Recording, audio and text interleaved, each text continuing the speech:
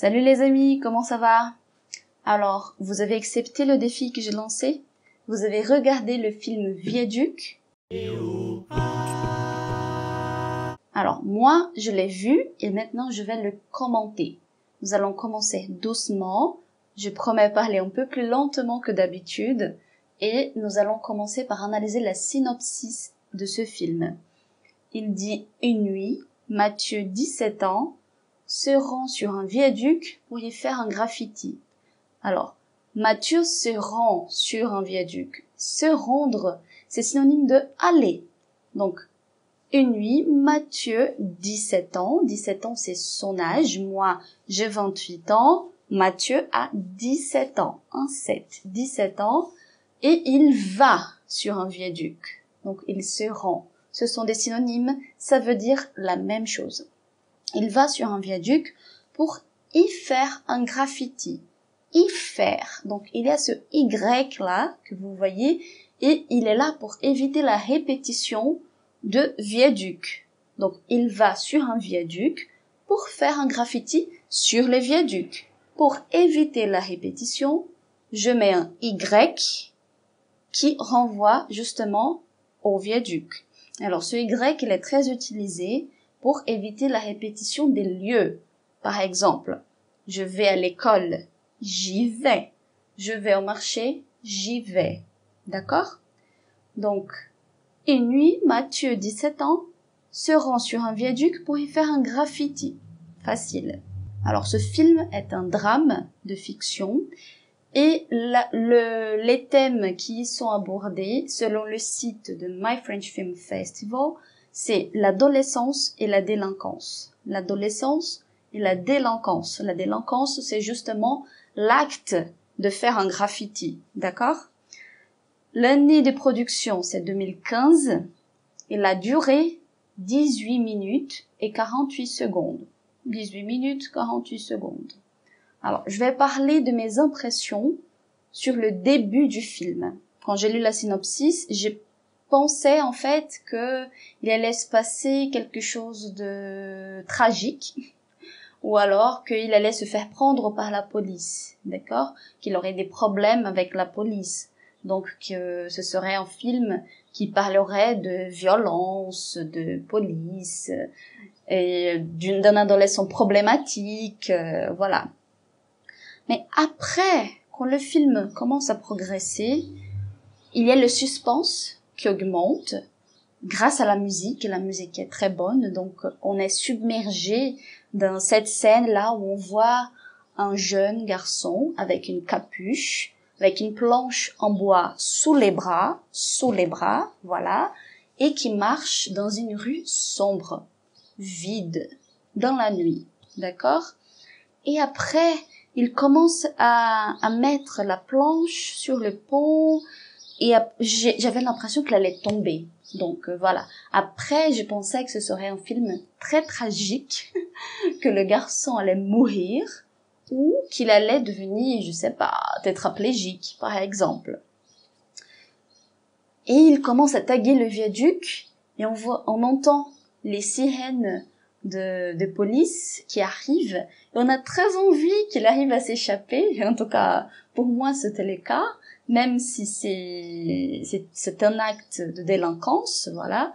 Je voulais quand même qu'il s'en sorte. Je voulais quand même que tout se passe bien pour lui. Et il arrive à s'enfuir, il commence à courir et quand il s'aperçoit que la police est derrière, que la police n'arrive pas à le suivre, n'arrive pas à l'accompagner, il y a un changement de musique et on arrive à percevoir très clairement son soulagement. Donc il est très soulagé et juste après, il est très content, il est très fier de lui-même, d'accord?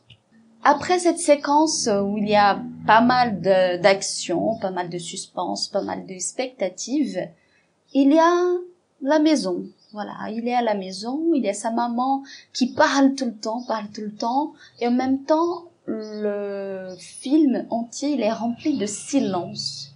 Il y a toujours beaucoup de silence. Il n'y a pas beaucoup de dialogue, mais il y a un silence qui est tendu, qui est triste. Il y a une tristesse qui n'est pas très claire, elle n'est pas ouverte, mais il est là quand même. Voilà, justement, dans ce silence. Elle est silencieuse, cette tristesse. Et l'atmosphère, elle est très très tendue. Il y a l'adolescent qui parle très peu, juste ouais, ok. Le père qui travaille à l'extérieur de la maison, qui dit rien non plus, et la maman qui n'arrête pas de parler, mais on voit clairement qu'elle est triste aussi, qu'elle est tendue, et que c'est justement pour ça qu'elle parle des bêtises. En fait, des bêtises, des choses qui, voilà, sans importance. Tout ce silence, cette mélancolie, elle est intrigante, en fait, et on se demande toujours quel est le problème. Voilà, est-ce que c'est une relation compliquée entre les parents, le divorce peut-être, l'adolescent qui a fait une grande bêtise. Voilà, on sait pas et on se demande justement qu'est-ce qui s'est passé. Après, on apprend que son frère va arriver. Voilà.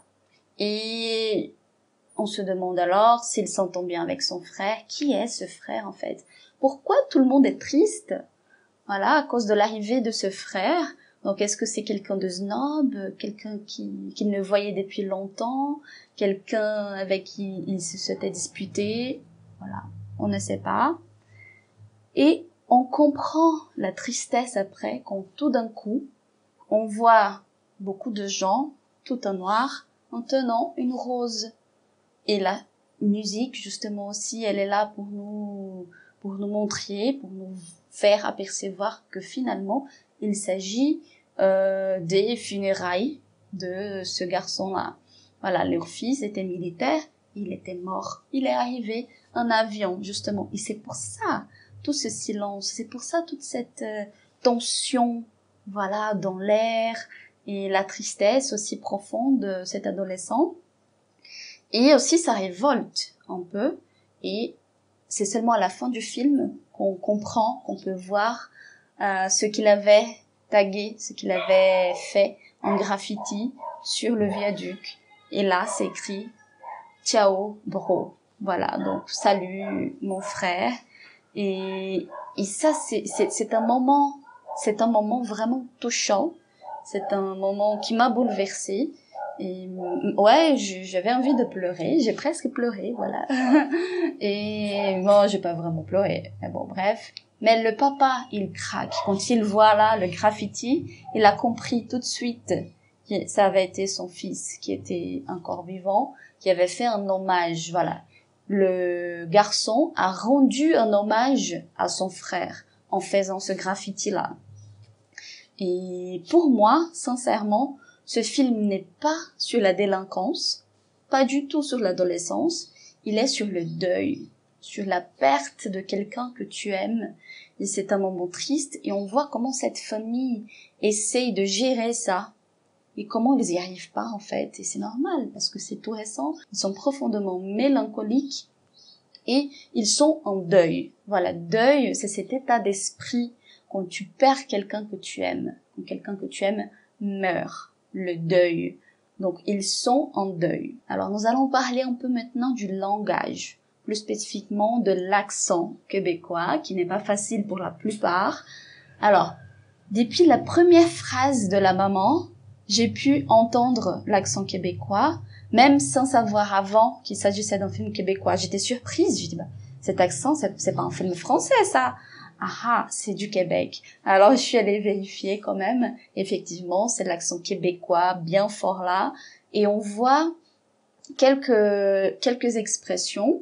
D'ailleurs, les sous-titres sont très, très différents de ce qu'on peut entendre. Et parfois, ça peut vraiment compliquer un peu la compréhension. Voilà, on entend une chose, on lit une autre.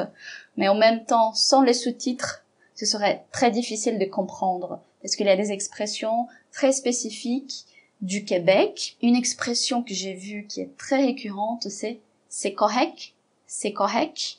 Je sais pas si tu as entendu, mais la maman spécialement, elle répète ça tout le temps. Dans cette scène où elle est dans la cuisine et qu'elle commence à discuter avec son fils, elle commence à les gronder un peu en disant, voilà, la porte, tu l'as laissée ouverte, alors tu la fermes, etc.